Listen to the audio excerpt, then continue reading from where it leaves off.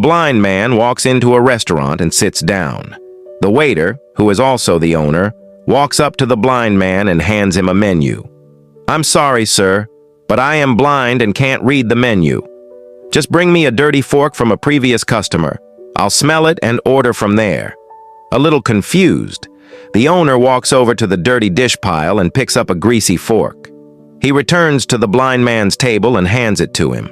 The blind man puts the fork to his nose and takes in a deep breath.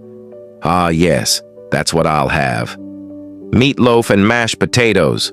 Unbelievable," the owner thinks as he walks towards the kitchen. The cook happens to be the owner's wife. He tells her what had just happened. The blind man eats his meal and leaves.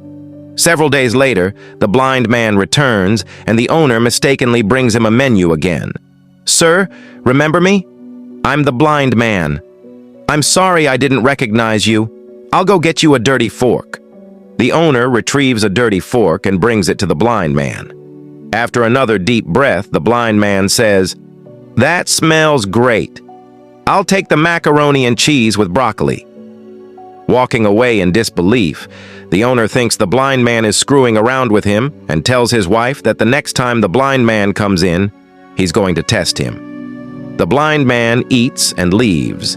He returns the following week, but this time the owner sees him coming and runs to the kitchen.